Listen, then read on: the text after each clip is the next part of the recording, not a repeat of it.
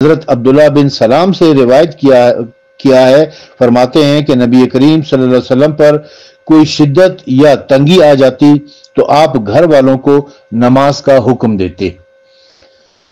یہ اہل سنت کی روایت ہے۔ ان سے صاف ہمیں پتہ چلتا ہے کہ جب بھی کوئی مصیبت، کوئی مشکل کا وقت آتا تو رسول اکرم صلی اللہ علیہ وسلم یہ آیت پڑھتے تھے اور اپنے گھر والوں کو، اپنی اہل بیت کو کہتے تھے کہ آپ لوگ نماز پڑھو۔ دوسری تفسیر جو میں آپ کی خدمت میں پیش کر رہا ہوں وہ تفسیر قرطبی ہے، جو ابو عبداللہ محمد بن احمد ابو بکر قرطبی کی ہے، اور یہ بھی ضیاء القرآن پبلیکیشن سے شائع ہوئی ہوئی ہے۔ اس کی جلد نمبر 6 صفحہ نمبر 248 کے اوپر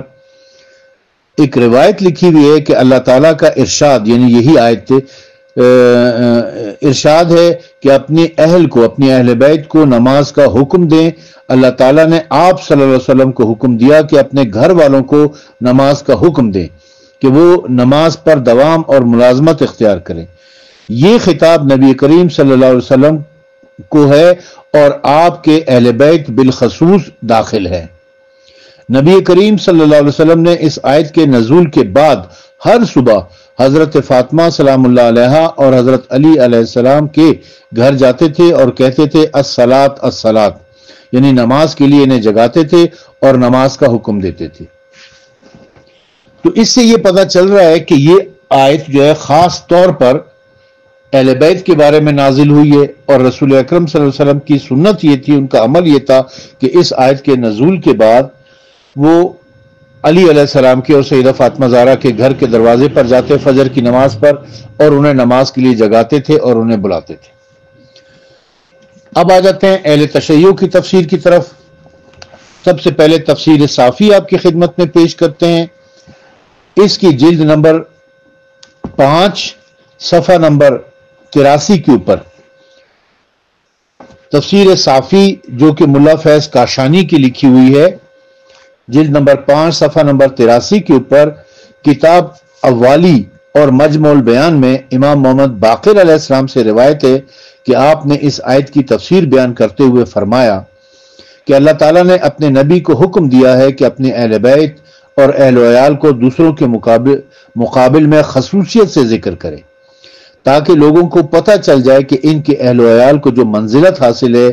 وہ ان کے غیر کو نہیں ہے۔ لہذا پہلے انہیں عام انسانوں کے ساتھ عمومی طور پر بیان کیا گیا،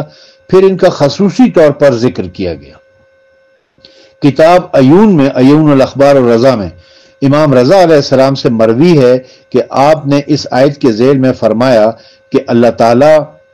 تعالیٰ نے ہمیں اس خصوصیت سے نوازا ہے کہ جبکہ اپنی امت کے ساتھ اقامت صلاۃ کا حکم دیا، پھر امت کے مقابل میں خصوصیت کے ساتھ ہمارا ذکر کیا ہے۔ تو رسول اکرم صلی اللہ علیہ وسلم حضرت علی علیہ السلام اور حضرت فاطمہ سلام اللہ علیہا کے دروازے پر اس آیت کے نازل ہونے کے بعد 9 مہینے تک ہر روز جب پنجگانہ نماز کا وقت ہوتا تھا اس وقت تشریف لاتے تھے اور فرماتے تھے الصلاۃ الصلاۃ، اللہ تعالیٰ آپ لوگوں پر رحمتیں نازل کرے۔ انبیاء کی اولاد میں سے کسی کو یہ کرامت نہیں ملی، تمام اہل بیت میں ہمیں جس کرامت سے مخصوص کیا گیا ہے۔ دوسری روایت میں ہے کہ تفسیر مجمع البیان میں حضرت ابو سعید خدری رضی اللہ تعالیٰ عنہ سے روایت ہے کہ حضرت صلی اللہ علیہ وسلم نے اللہ کے قول کہ اللہ تعالیٰ آپ پر رحمت نازل کرے، اور پھر آیت تطہیر کی تلاوت کر کے جو سورہ احزاب کی